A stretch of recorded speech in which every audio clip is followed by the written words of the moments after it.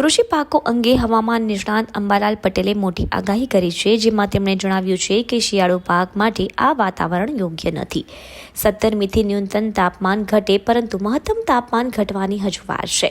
November 22થી 25માં મજબૂત પશ્ચિમી વિક્ષેપ આવવાની શક્યતાઓ છે. આ પશ્ચિમી વિક્ષેપના કારણે ન્યૂનતમ તાપમાન અને મહત્તમ તાપમાન ઘટવાની શક્યતાઓ રહેશે.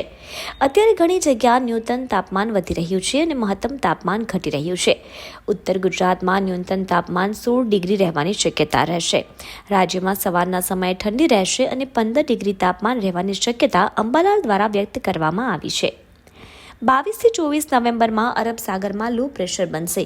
આ જ અરસામાં 22થી 25માં બંગાળ ઉપસાગરમાં ડિપ્રેશન બનશે. 22 ડિસેમ્બર દરમિયાન દેશના ઉત્તરીય પ્રદેશોમાં હિમવર્ષાની શક્યતાઓ પણ સામે આવી રહી છે. 29 નવેમ્બરથી ઠંડીનો ચમકારો વધી શકે છે.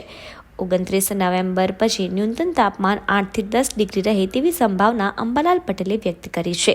બ્યુરો રિપોર્ટ, TRC 24 કલાક, અમદાવાદ. હાલમાં હજુ ઠંડી પડી રહી નથી.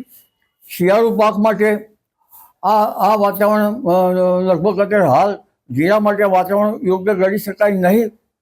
પરંતુ આમ છતાં જીરું તો ઘણા ખેડૂતોએ વાવેતરમાં કરવામાં છે, કારણ કે સિઝન લેટ પડી જાય.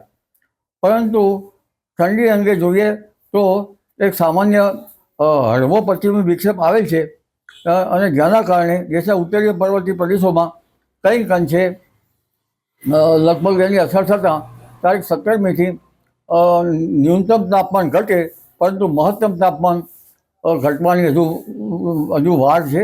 તારીખ 23, 24, 25માં નવેમ્બરમાં મજબૂત પશ્ચિમી વિક્ષેપ આવવાની શક્યતા છે.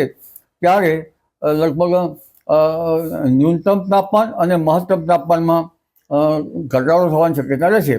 અત્યારે ઘણા ઠેકાણે ન્યૂનતમ તાપમાન વધવામાં છે અને મહત્તમ તાપમાન ઘટવામાં છે, કારણ કે લગભગ દેશના ઉત્તરીય પર્વતીય પ્રદેશોમાં ધૂંધ છે, ધુમ્મસ છે, આ બધા કારણો હોઈ શકે. પરંતુ હવે હમણાં ન્યૂનતમ તાપમાન ઘટશે. ઉત્તર ગુજરાતના ભાગમાં લગભગ ન્યૂનતમ તાપમાન 16 ડિગ્રી સેલ્સિયસ જેવું થવાની શક્યતા રહેશે અને સવારના ભાગમાં ઠંડી રહેશે. ધીરે ધીરે સવારના ભાગમાં 15 ડિગ્રી સેલ્સિયસ થોડા દિવસ પછી જવાની શક્યતા રહેશે. એટલે સવારના ભાગમાં ઠંડીના કારણે લગભગ સામાન્ય ઓળખવાની જરૂર પડે એવું બની શકે. પરંતુ આ અરસામાં એક અન્ય જોઈએ તો અરબ સાગરમાં એક લો પ્રેશર બનશે 22, 23, 24માં. બંગાળ ઉપસાગરમાં પણ 22, 23, 24 કે 25માં એક ડિપ્રેશન બનવાની શક્યતા રહેશે. ડીપ ડિપ્રેશન બની શકે છે અને નવેમ્બરના ત્રીજા સપ્તાહના અંતમાં લગભગ સાયક્લોન પણ બનવાની શક્યતા છે. આ મજબૂત સાયક્લોન હશે. પણ ઠંડી અંગે જોઈએ તો લગભગ ડિસેમ્બરની શરૂઆતમાં ઠંડી આવવાની શક્યતા રહેશે અને 22 ડિસેમ્બરથી દેશના ઉત્તરીય પર્વતીય પ્રદેશોમાં ભારે વરસાદ થવાની શક્યતા રહેશે અને 29 ડિસેમ્બરથી ઠંડીનો ચમકારો આવે અને ન્યૂનતમ તાપમાન 10 ડિગ્રી સેલ્સિયસ કે કેટલાક ભાગમાં 8 ડિગ્રી સેલ્સિયસ જેવું થઈ જવાની શક્યતા રહે. જી, ભૂકંપમાં જ્યોતિષમાં શું આગાહી હોય છે?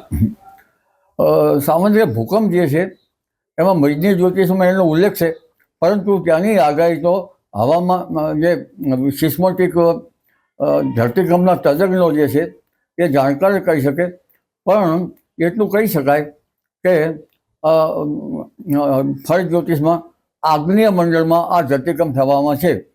હવે આગ્નેય મંડળમાં ધરતીકંપમાં કેટલું અંતર હોય એ પણ એમાં આપેલું છે અને આગ્નેય મંડળમાં એનું ફળ એવું જણાવેલ છે કે લગભગ રાજનેતાઓ ઉપર, રાજાઓ એટલે રાજનેતાઓ ઉપર કંઈ કશે એની અસર થતી જોવા મળે છે એવું ઉલ્લેખ કરેલ છે.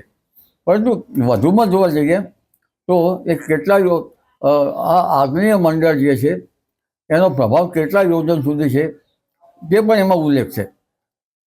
પરંતુ increase in salinity of sea water may cause earthquake એક આ બાબત છે, એની કંઈક નોંધ લેવા જેવી છે. તો આ બાબતે વૈજ્ઞાનિકોની નોંધ લે તો જ ખબર પડે, કારણ કે સમુદ્રમાં ખારશ વધે તો ધરતીકંપ થાય એવું કદાચ બની શકે. અને આ જોવા જઈએ તો કચ્છ જે છે ભાગ છે એ ધાબા પર છે સિસ્મોલોજીકલ, અને ખારાશમાં જ્યાં જ્યાં ખારાશ હશે નીચે ત્યાં એનો અભ્યાસ કરવો જોઈએ કે પેટાળમાં આ ધરતીકંપ લગભગ ઉત્તર ગુજરાતના ભાગોમાં, ભારતના ભાગોમાં, અન્ય ભાગોમાં આવ્યું છે. એટલે જમીનમાં ઊંડાઈએ કેટલી ખારાશ છે અને સમુદ્રની શું સ્થિતિ છે અને સિસ્મોગ્રાફિકલ શું સ્થિતિ છે એ બાબતમાં વૈજ્ઞાનિકો પ્રકાશ પાડે તો આ બાબતે કહી શકાય. જી.